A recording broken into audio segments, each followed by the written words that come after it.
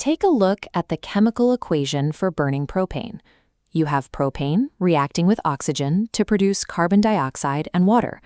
But as written right now, atoms are disappearing and appearing out of thin air. It suggests matter is being created or destroyed. We will resolve this using an inventory system designed to handle the accounting for this propane reaction and any standard chemical equation you encounter later. Let's look at a simpler baseline first: burning methane. In chemistry, the subscripts, the small numbers, define the exact identity of the molecule. The coefficients, the large numbers in front, tell us the quantity of those molecules. When a reaction is properly balanced, the total number of atoms on the left perfectly matches the right. Matter is simply rearranged. For methane, we achieve this exact conservation with a ratio of 1 to 2 to 1 to 2. Before tackling the larger propane problem, grab a pencil, scratch paper, and an eraser.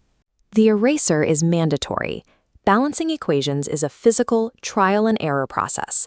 Balancing keeps chemical identities intact while identifying the exact whole number ratios required to satisfy the law of conservation of mass. Let's set up the problem. Write our unbalanced propane equation right at the top of our workspace. Directly underneath, draw a large T-chart. Label the left side reactants and the right side products. Down the center line, list the specific elements present in the reaction: carbon, hydrogen, and oxygen. Now we take our starting inventory based entirely on the subscripts. On the reactant side, we have 3 carbons, 8 hydrogens, and 2 oxygens. On the product side, we have 1 carbon and 2 hydrogens. Notice that oxygen is split between 2 different molecules, 2 in carbon dioxide, 1 in water, so we sum them up for a total of 3. Looking at the columns side by side, every single element is out of balance. We have our starting point. Efficiency in balancing depends on the specific sequence. Leave pure elements for the very end, especially hydrogen and oxygen. That leaves carbon as our first target. We need to turn the single carbon on the product side into 3 to match our reactant inventory. You might be tempted to just erase and change the subscript. Don't do that.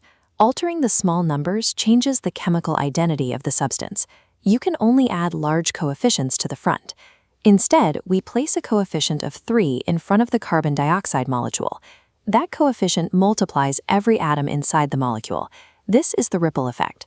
Our product carbon count is now 3, but our oxygen count also changes. We have 6 oxygens from the CO2, plus the 1 in water, giving us a new total of 7. This is why the eraser is mandatory. Every time you place a coefficient in the equation above, you must immediately update the tally in your inventory chart below. Carbon is balanced. Next is hydrogen. We have 8 on the left side, but only 2 on the right. To reach 8 hydrogens, we place a coefficient of 4 in front of the water molecule. Update the chart again. Hydrogen becomes 8. Oxygen ripples once more. We still have 6 from the carbon dioxide, plus 4 from the water, bringing our product oxygen total to 10. We saved oxygen for last because it sits by itself as a pure element on the reactant side. We need 10 oxygens to match our new product total. We place a coefficient of 5 in front of the O2 molecule. Update the starting side of the chart. 5 times 2 equals 10 oxygens. Look down at your T-chart.